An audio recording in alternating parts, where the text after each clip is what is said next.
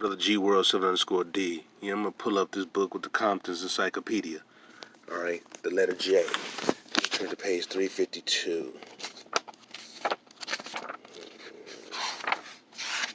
Let me get that fast enough. Oh, 359. My bad, 359. Here we go. James, King of England. All right. Only 2 rulers of England have borne the name of James. The hatred felt for the second of these, because of his attempts to rule despotically and to restore the Roman Catholic religion. It's probably one reason why the name has fallen into this use. James I, who was King of England from 1603 to 1625. This was a Negro. I told you that before, and I showed you a picture before. Was already King James the Sixth of Scotland when he came to English throne, as the first of the Stuart line. He was the son of Mary, Queen of Scotland, Negro, and her second husband, the feeble Henry Stuart. Lord Darnley, born in Edinburgh Castle in 1566, he became King of Scotland the following year when his mother was forced to abdicate. During his childhood, he was a prize to be fought for by warring lords who claimed the regency and by contending French and English fractions. In 1582, he was seized by the Earl of Gorey and the Protestant party and held captive for a year. Upon his escape, he began to govern in reality. As a boy, the young king was sickly, and he never outgrew a weakness of the legs which had made it impossible for him to stand without support until he was 7. He became a bold rider. For many years, he found it necessary to be tied into the saddle. He was thoroughly educated, especially in theology, and although the son of a Catholic mother, remained through life a staunch Protestant.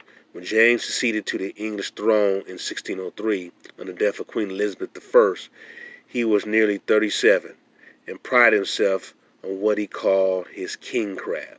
In reality, he lacked political discretion that a French statesman once characterized him as the wisest fool in Christendom.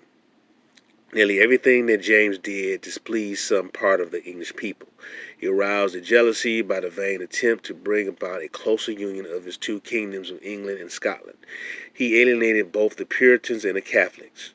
Some of the Catholics engaged in a gunpowder plot to blow up Parliament and the king and bring in a Catholic ruler. Only one of his acts pleased the Puritans, and at his instruction, scholars prepared a new translation of the Bible, called the King James Version, published in 1611. It remains in common use today. James I also quarreled with the Parliament over taxation and political matters. He believed in the divine right of kings, that is, that they receive their powers from God and are responsible to Him alone,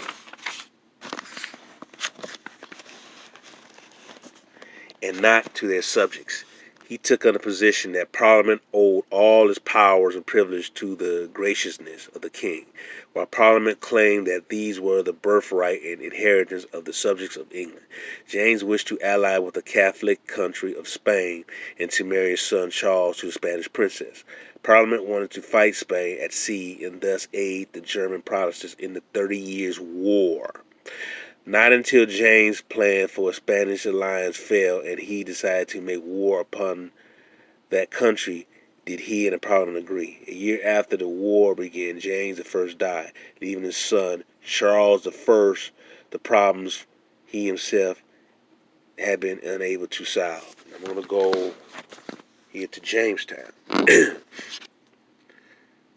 The first Parliament English colony in America was founded by May 14, 1607, on Jamestown Island, originally a peninsula, in what is now the state of Virginia. It was here that the first representative government in America was begun. Now, right here, they're talking about it was here, too, that the first Negroes were brought to the American colonies. King James was black, and the Negroes who came here to find Jamestown were Negroes themselves. All right. In the spring of 1606, King James I of England granted a charter to the Virginia Company of London. The charter granted to the company the rights to settle, explore, and to govern limited parts of the New World. It's not the New World, but whatever.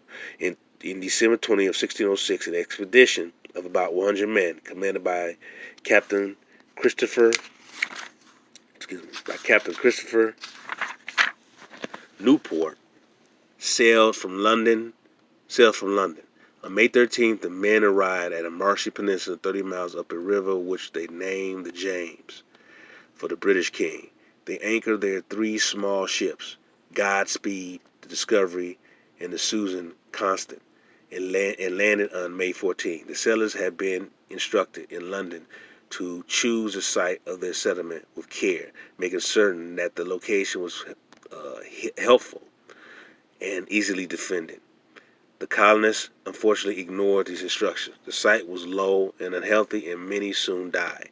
A supply ship bearing additional colonists 8 months later found only 38 of the original 106 alive. Famine, attacks by Indians, and trouble over the system of holding property in common aided to settlers' difficulties. Only the efforts of the boastful but efficient Captain John Smith had kept the colony together. Okay, I'm going to stop right there. I'm not going to read all the rest of that. I'm going to stop right there. I'll make this a very short video. I showed you the picture before of King James of England and Scotland. I talked about King James and King Charles before, all of the individuals. James was a Negro king, all right? He was one of the many different so-called Moorish kings who ruled Europe. And this is way after 1492. There were still Negroes in power in Europe. I mentioned that before. So what you had here was Negroes coming into the Americas from Europe, meeting Aboriginal black Indians who were already here in that mid-Atlantic region. Excuse me. I talked about one of the kings in Europe going into Louisiana